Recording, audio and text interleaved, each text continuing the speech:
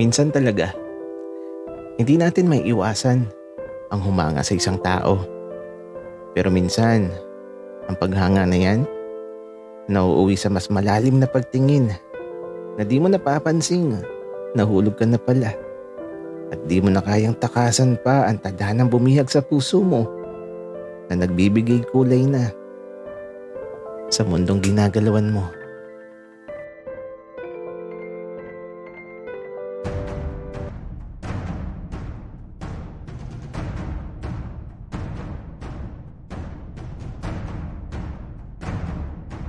Kaibigan, huwag mong kalimutan mag-subscribe sa aming channel at huwag din kalimutan i-click ang notification bell at subscribe button. Subscribe na!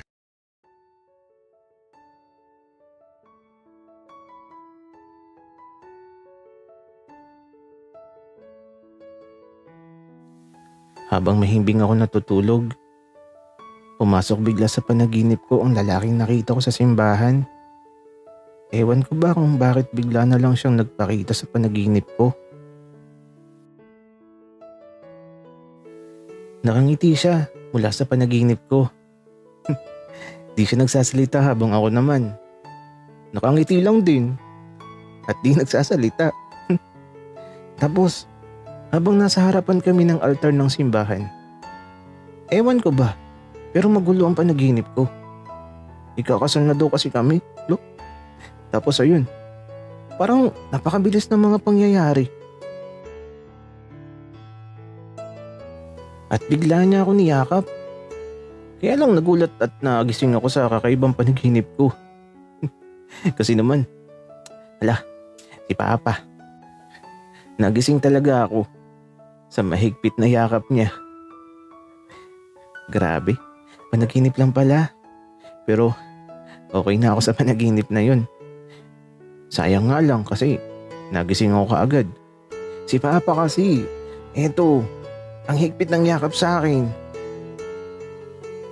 Nak, ang laki mo na. Buti naman pinayagan ka nang makauwi dito. Papa, teka lang. Hindi ako makahinga. Sorry anak. Nasabik lang talaga ako na mayakap ka. Tara na sa labas para makapaghapunan na tayo. Sige po, Papa. Wika ako, kaya to, habang papalabas ng silid. Si Papa, hindi na ako binitiwan. Huwag na daw akong bumalik dun kay Mama. At sabi ko naman kay Papa, hindi na talaga ako babalik dun. Dito na ako mag-aaral. Kasi naman, napakahigpit talaga ni na lolo at lola. Naku, ang hirap lumaki sa bahay ng matatanda. Gusto nga nila na magpari ako.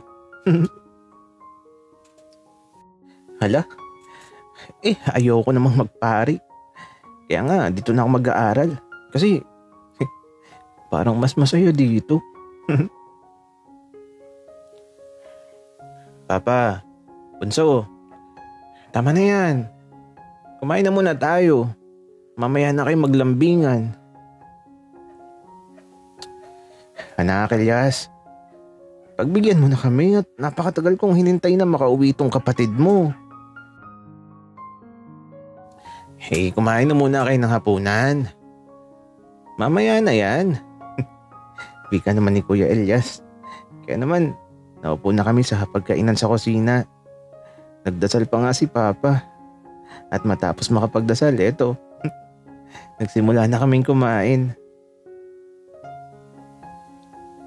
Habang kumakain kami, may bigla na lang kumatok sa may pintuan na pinuntahan naman kaagad ni Kuya Elias. At nang bumalik siya, magandang gabi po. Boses ng isang lalaki narinig ko mula sa may likuran ko. Paglingon ko, natulala ako sa nakita ko. Kasi naman, ang lalaki sa panaginip ko, siya yun. Ang lalaki din na gumising sa akin sa simbahan. Natulala talaga ako kasi naman, Di ko inasahan na makikita ko siya dito sa bahay nila Papa. Tapos, nakangiti lang siya. At aba, naupo bigla dito sa tabi ko. Oh, Taki, iho. Kumain ka na. Sabayan mo na kami. Anak ko pala, si Cairo. Cairo, siya si Taki, tropa ng kuya mo. Natatandaan mo ba? Papa, hindi ko natatandaan pero nakita na kami sa simbahan. Oh, nakita na pala kayo eh. E di okay. Wika ni Papa. Ikaw pala yun, Cairo. Kaya pala nung unang makita kita dito, naisip ko talaga na parang nagkita na tayo. Naalala ko na. Sa simbahan pala tayo nagkita. Ang lakas mo kasi maghilik. Dinig na dinig sa buong simbahan kaya ginising na kita. Ganun ba? Sorry na. Kumain ka na madami si Kuya Elias ang nagluto niyan. Nako, sigurado masarap to, Cairo. Kasi si Kuya Elias pala ang nagluto. Ikaw ba? Marunong ka ba magluto? Hindi eh. Kumain lang ang alam ko, Taki. Basta masarap. Kakainin ko. Sige. Ipagluluto kita minsan, Cairo. Masarap din ako magluto. Sige. Patikim ako ng luto mo, Taki.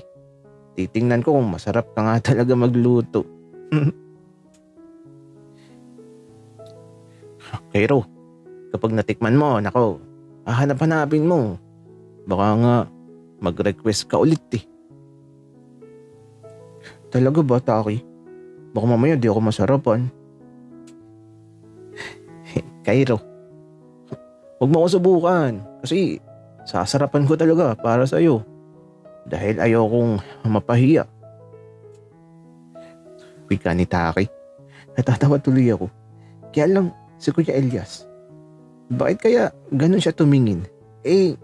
Masaya lang naman ako na si Taki pala yung crush ko.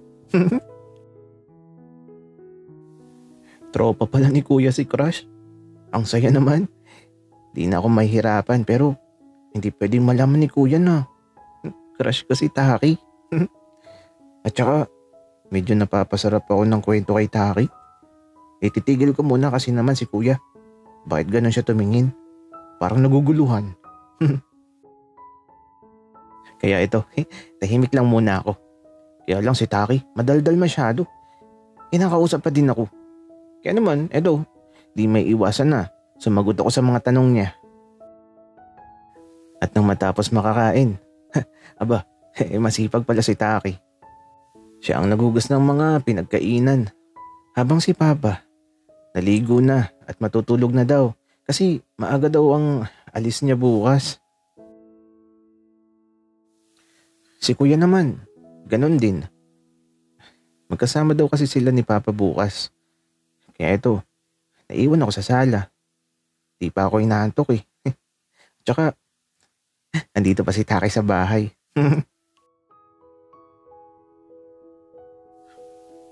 Cairo,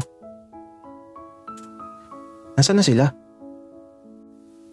Tutulog na daw sila, Taki. Maaga daw kasi ang alis nila bukas. Ganun ba? Ikaw, Cairo, bakit di ka pa matulog?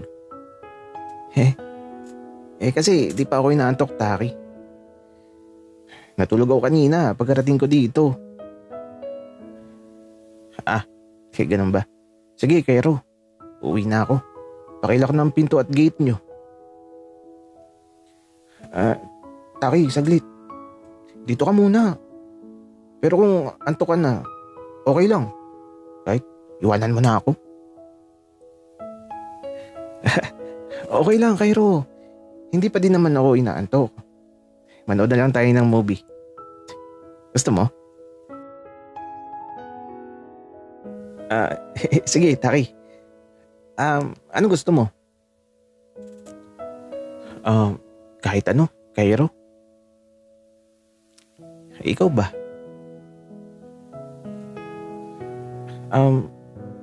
Yung nakakatakot, Taki. Ah, ayos yan, Cairo. Sige. Kaya naman, nung nasa sala na kami, naghanap na kami ng nakakatakot na palabas. Kaya lang si Taki, ewan ko ba. Kanina malayo siya. Nasa magkabilang dulo kami ng upuan. Ngayon naman, parang papalapit na siya sa akin. Matatakotin ata si Taki. Di na ako magtataka kapag niyakap niya ako bigla. Okay lang sa akin yun. Eh di, yayakap na lang din ako. Kunwari, natakot din ako. Para masaya.